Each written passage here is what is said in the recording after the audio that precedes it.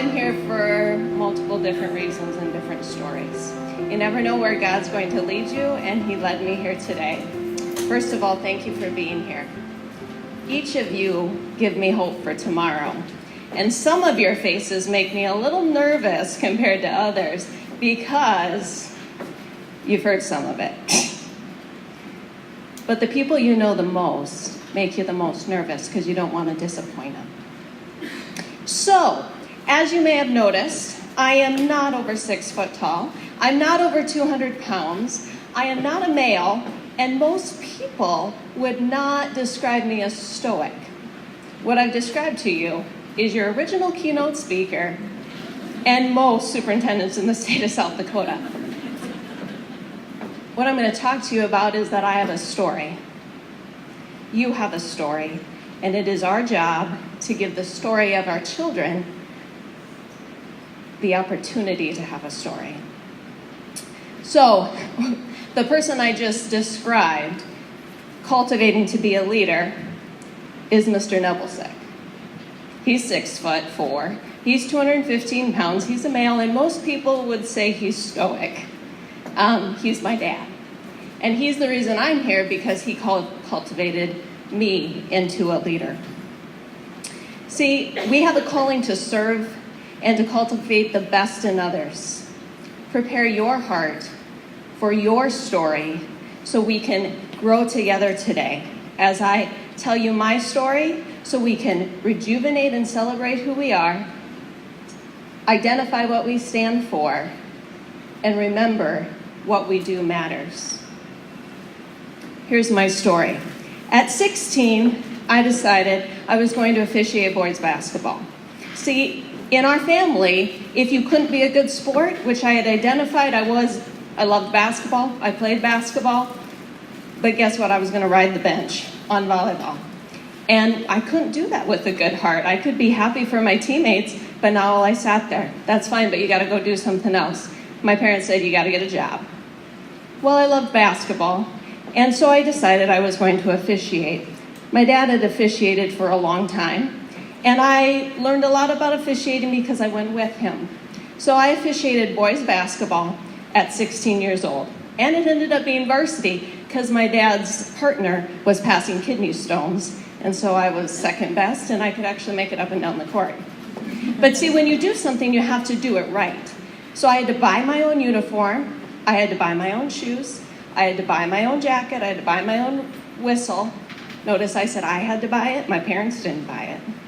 I had to buy it, I passed my test, and I became completely certified, because if you do something, do it all the way. Guess what? When you do something, doors start opening.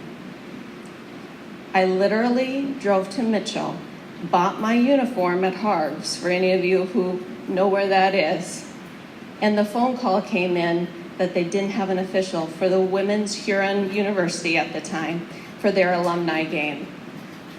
That night, I reffed my first game.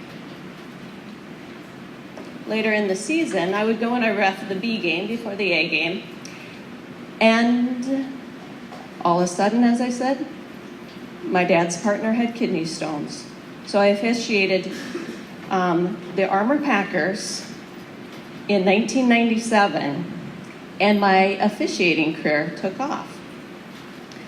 Kellerland got a hold of the story, and apparently it was a big deal that a 16-year-old female who was 5'0", 100 and nothing, was officiating boys basketball. And so they came and they did a little story, and all of a sudden I hear on the news, as their big lead-in, there's no ceiling, there's no glass ceiling for this person. Glass ceiling? What's a glass ceiling? I didn't even know that glass ceilings existed, because that's how I was cultivated as a leader. The only glass ceiling that you have are ones that are put in front of you. My father never put a glass ceiling, and he never allowed any of his kids to have a glass ceiling. And it's our job and our calling to ensure that there are no glass ceilings, no excuses for any of our kids. The only person who can put a glass ceiling on you is yourself. I learned that day what a glass ceiling was, but I've never experienced a glass ceiling because I don't allow it to happen to me. And each of you make the decision to not allow a glass ceiling to happen to you or to any of your children. I'm eligible to be here because of that story in my background. I'm here today because yesterday my nephew Weston went into surgery, and it was just supposed to be a routine surgery to get his adenoids, his tonsils, and tubes put in his ears. But he didn't come out of surgery well.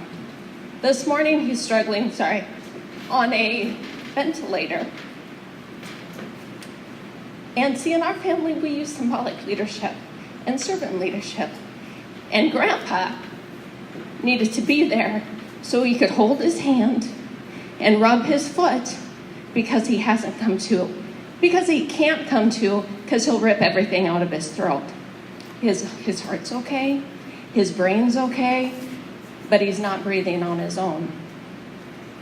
But see, Weston is a story. He was born at 25 weeks. When my sister-in-law, at 23 weeks, she went into labor because of her own medical condition that they didn't know existed. And Weston, there was a huge, huge battle on whether or not the pregnancy was sustainable. They were out in Ohio. My sister-in-law's was the lead pediatric resident at the Children's Hospital in Ohio. And my brother was a hospital administrator in that hospital. And my sister was 3 hours away as an OBGYN resident. And my brother and sister-in-law would not let them take little Weston to go to heaven that day until Kayla, my sister, got there, because she thought the dates were wrong.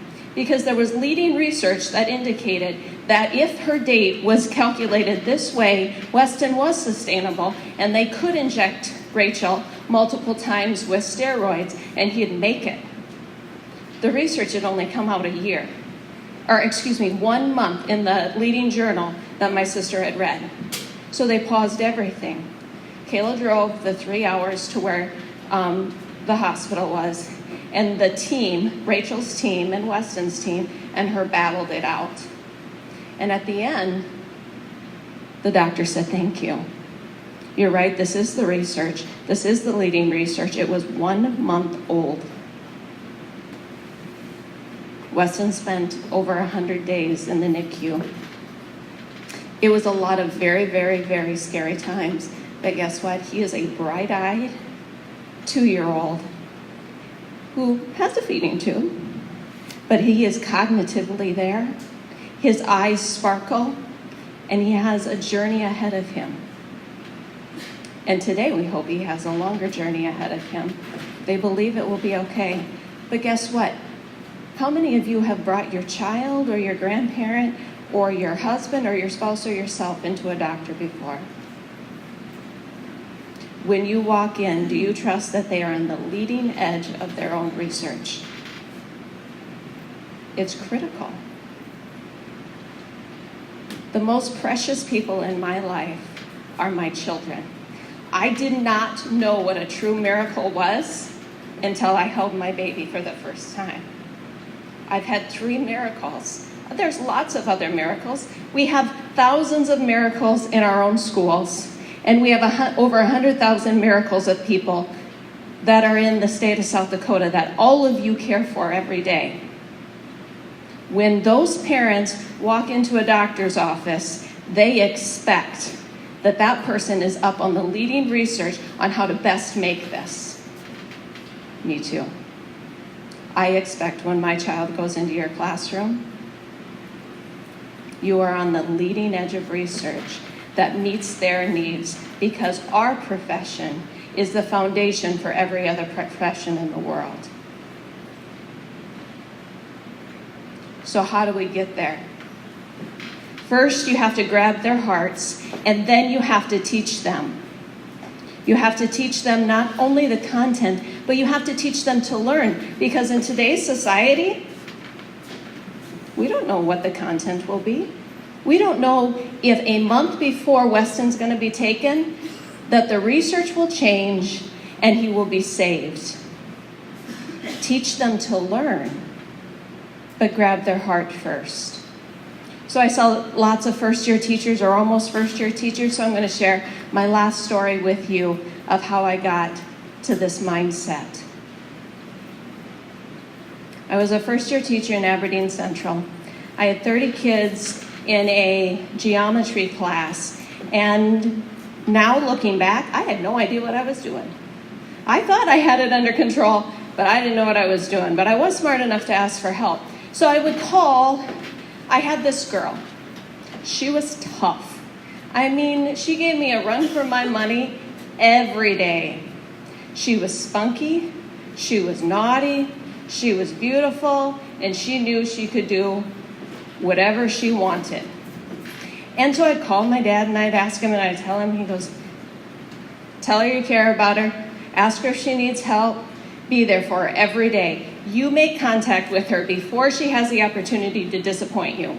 Use her name, connect with her, be there. Well, I would try, I would call, I would try, I would call. All of a sudden, I learned words in the class from her in front of 30 students that I didn't know existed. It was loud, it was vulgar, and it wasn't okay.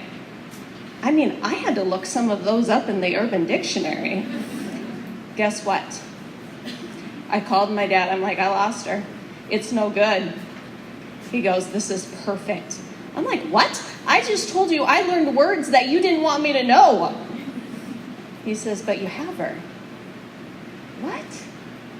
You have her. What? Go tomorrow. Go right up next to her desk and say, I'm so glad you're here.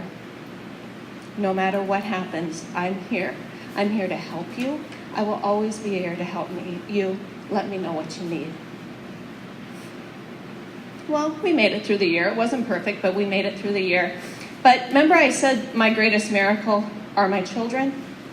My middle child is Dawson. At the time of the class, I didn't have any children, but he's my second child. And 6 years later, I'm working, and cell phones, and I didn't have the watch that gave me the call, but all of a sudden I had a cell phone in my purse. It was 2011, the spring of 2011. I had a cell phone in my purse, but I get a call from the office. You need to check your cell phone right away. I'm like, right away? It's my daycare. You have to come now. So I drop everything. You know how teachers are. Somebody came in and helped my room. My husband taught downstairs. I told him, I don't know what's going on. You need to pay attention. Something's wrong with Dawson. He was 1 year old. I got to daycare. He was laying on the couch and he was limp. He was 106 degrees and he was not responding. I took him, I put him in the car seat and I drove as fast as I could to the clinic. I didn't call, I just went. I walked into the door. And I had him and I was shaking. I mean, it's still just... I was hoping that they had the leading research to take care of him. Guess who was sitting behind the counter? My sophomore girl. The one who swore at me. The one who hated me. She came out from behind the counter. And do you know what she said to me? Oh, Mrs. Lowery, I can help you. I am here. I'll do whatever I can to help you.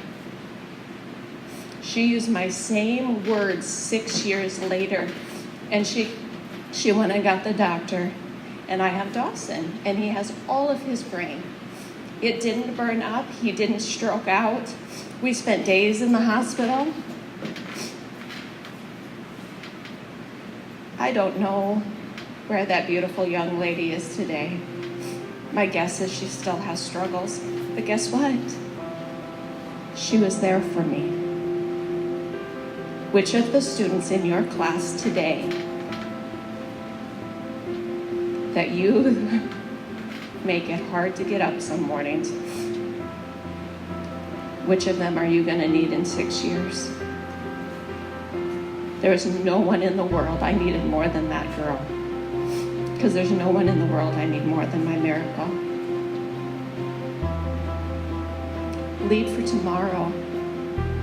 Cultivate the next generation of leaders. That's our mission.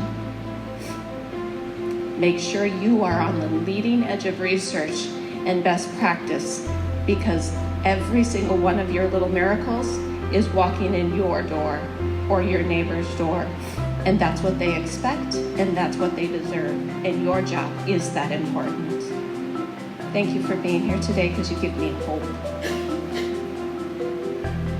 You wouldn't be here on Saturday morning if you were not the researcher, if you weren't searching.